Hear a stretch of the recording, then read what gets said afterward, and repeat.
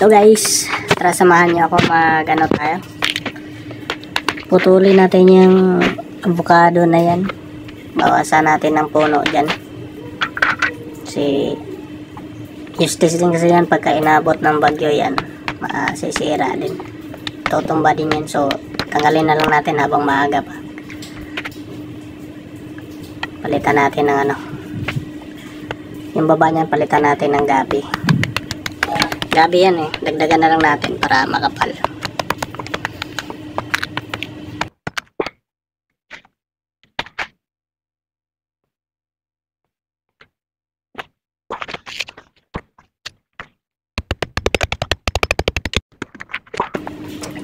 So naputol natin sagad sa puno. Hakutin na natin yung masang na pinutol natin. Tapos may susunod tayo dyan yung bulaklak doon sa bench.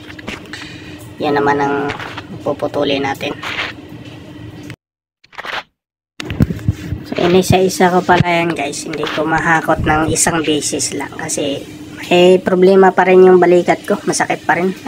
Ano na to, magdalawang buwan na. Nung ano pa to, December 25. So ito na pala guys, ito yung susunod nating putulin. Medyo mahaba na kasi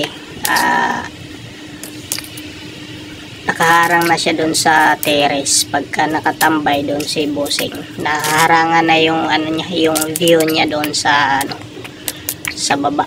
So kailangan nating putulin para walang sabit.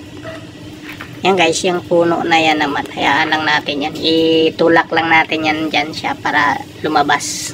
Puno yan ng pomelo guys. Sayang naman kung putulin natin, wala pa tayong ibang puno na. Ay, may puno tayo ng pomelo dun sa baba pero hindi pa naman bunga eh. Hindi nakabuelo, mga markot yung nandun sa baba pero di kasi nakabuelo, kaya hayaan lang natin yan, baka mamunga yan. So tukuran natin na mamaya, pero ngayon hakutin muna natin yung ano, yung mga pinutol natin para malinis na dyan. Tapos tukuran natin yung pomelo, tulak natin sa baba para lumabas yan ng ano, ng area ng bakod. Tuloy kung matawag kong bakod yun dyan sa bench, hindi naman bakod yan, basta para lumabas siya, hindi siya naka ano na kasi naka malapit na doon yung dulo niyan, malapit na doon sa terrace sa taas. Natutulak natin mamaya pagkatapos niyan. Ayan, ayan guys, tulak natin yan. Tapos lagay lang natin yung kawayan dyan na ano, para nilagyan ko na yan dati ng tulak, ano yung kawayan eh, tinulak ko na yan eh. Tapos natanggal, siguro inano ng hangin, baka yung hangin bumaliktad kaya lumuwag, tanggal yung kawayan. Gamit ko galing pantali ko ngayon, yung tinalas ko sa guys, dito naman tayo sa kabila. Meron kasing isang puno yun, dito. Gamit ko ngayon pantali dyan.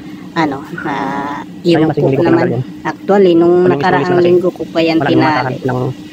Ano kasi, malambot kasi yung lupa dyan guys. Kasi tambak lang yan eh. Paso lang yan, no? Paso na black na ano, simento. Lagyan ng lupa tapos tinaniman. So, yung lupa dyan, hindi siya compact. Kaya hindi gaano matibay yung mga puno dyan. So tatali na lang natin para ano, para tumuwid na siya. So ayan na guys, matuwid na. So ulitin natin muna. So ayan na, malinis na. Yung walisin na lang, mga dahon na lang na nalaglag mamaya. Umulan, malakas yung ulan. Kaya mamaya na lang natin walisin yung naman dito. mga dahon na